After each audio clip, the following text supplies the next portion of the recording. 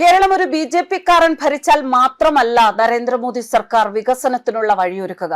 ഒരു കോൺഗ്രസുകാരൻ, അതും ബുദ്ധിയുള്ള ഒരു കോൺഗ്രസുകാരൻ ഭരിച്ചാലും നരേന്ദ്രമോദി സർക്കാർ, കേന്ദ്ര സർക്കാർ കേരളത്തിന്റെ വികസനത്തിന് വേണ്ടത് ചെയ്യും. ഒന്നും ചെയ്യാതെ കേന്ദ്രത്തിനെ മാത്രം ഇതുവരെ കുറ്റം പറഞ്ഞു നടന്ന മുൻ പൊതുമരാമത്ത് വകുപ്പ് മന്ത്രി അങ്ങൊന്ന് ഞെട്ടിയോ? ഇല്ലെങ്കിൽ ഇതൊന്ന് കേൾക്കൂ, താനെ ഞെട്ടും.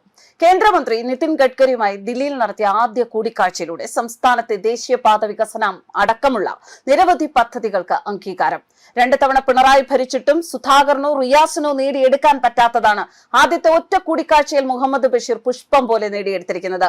അവർ ഭരിച്ച കാലമത്രയും കേന്ദ്രം പറ്റിക്കുന്നു, അത് തന്നില്ല, ഇത് തന്നില്ല എന്നൊക്കെ മാത്രമായിരുന്നു ഏത് നേരവും കുറ്റം കണ്ടെത്തിയിരുന്നത് എങ്കിൽ വികസനം കേന്ദ്രത്തിനൊപ്പം എന്ന ഗുണകരമായ നയം സ്വീകരിക്കുകയാണ് കോൺഗ്രസ് ഭരണകൂടം.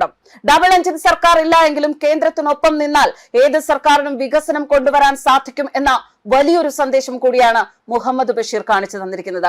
അദ്ദേഹം തന്നെ തന്റെ ഫേസ്ബുക്കിലൂടെ ഇതിനെക്കുറിച്ചുള്ള വിശദമായ ഒരു കുറിപ്പ് നൽകിയിട്ടുണ്ട്. പ്രാഥമികമായി 5 പദ്ധതികൾക്ക് 2039 കോടി രൂപ കേന്ദ്രം അനുവദിച്ചു.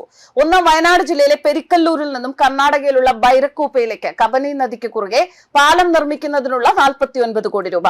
ദേശീയപാത 744 കൊല്ലം തിരുമംഗലം നിലവിലുള്ള ദേശീയപാതയ്ക്ക് 98.4 കോടി. ദേശീയപാത 966 രാമനാട്ടുകര മുതൽ പാലക്കാട് ചന്ദ്രനഗർ വരെയുള്ള ദേശീയപാതയ്ക്ക് 172 കോടി രൂപ. ദേശീയപാത 66 തിരുവനന്തപുരം കഴക്കൂട്ട് മുതൽ ബാലരാമപുരം വരെയുള്ള പഴയ ദേശീയപാതയ്ക്ക് 66 കോടി രൂപ. കൊല്ലം തേനി ദേശീയപാതയിൽ കടവൂർ മുതൽ ചെങ്ങന്നൂർ ആഞ്ഞിലിമൂട് വരെ 4 വരിപ്പാത വികസനത്തിനായി 1663 കോടി രൂപ. ഇതിനു പുറമെ ശബരിമല, മൂന്നാർ, വയനാട് എന്നിവിടങ്ങളിൽ റോപ്പ് വേ നിർമ്മിക്കുന്നതിന് തത്വത്തിൽ അംഗീകാരം കിട്ടി.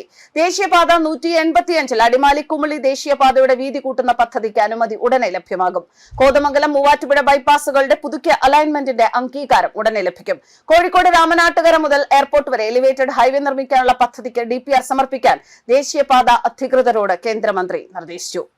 മുഹമ്മദ് ബഷീർ എന്ന പൊതുമരാമത്ത് വകുപ്പ് മന്ത്രി, അദ്ദേഹം വളരെ നല്ല ഒരു മിടുക്കനായ മന്ത്രിയാണ് എന്ന് തന്നെയാണ് തന്റെ ഈ ആദ്യ കൂടിക്കാഴ്ചയിലൂടെ, നിതിൻ ഗഡ്കരിയുമായുള്ള തന്റെ ആദ്യ കൂടിക്കാഴ്ചയിലൂടെ തന്റെ വകുപ്പ് കേരളത്തിൽ എന്തൊക്കെ ചെയ്യണമോ അതിനുള്ള ഒരു ഔട്ട്ലൈൻ അദ്ദേഹം ഇപ്പോൾ ഉണ്ടാക്കിയെടുത്തിരിക്കുന്നത്. ഇത്തരത്തിൽ ബുദ്ധിപൂർവ്വം പ്രവർത്തിക്കുകയാണ് എന്നുണ്ടെങ്കിൽ ദേശീയ നേതൃത്വത്തോടൊപ്പം ചേർന്ന് നിന്ന് ഒരുപാട് വികസനങ്ങൾ കൊണ്ടുവരാമായിരുന്ന 10 വർഷമാണ് ഇതിനു മുൻപ് ഭരിച്ച പിണറായി സർക്കാർ ഇല്ലാതാക്കിയത് എന്ന് ആലോചിക്കുമ്പോൾ മുഹമ്മദ് ബഷീർ എന്ന ഭരണാധികാരിയെ കുറിച്ചോർത്ത് അഭിമാനം തോന്നുകയാണ്. പലതവണ അദ്ദേഹത്തിന്റെ സംസാര രീതിയെക്കുറിച്ചും അദ്ദേഹത്തെക്കുറിച്ചും ഒക്കെ പല രീതിയിലുള്ള വിമർശനങ്ങൾ ഇവിടെ മറ്റ് നേതാക്കന്മാർ ഉയർത്തുമ്പോൾ അദ്ദേഹത്തെ അനുകൂലിച്ചുകൊണ്ട് ശശികല ടീച്ചർ ഒരിക്കൽ പറയുകയുണ്ടായി, ആ സംസാര രീതി എന്ന് പറയുന്നത് അദ്ദേഹത്തിന്റെ നാടിന്റെ രീതിയാണ്, നിഷ്കളങ്കമായ അദ്ദേഹത്തിന്റെ രീതിയാണ്.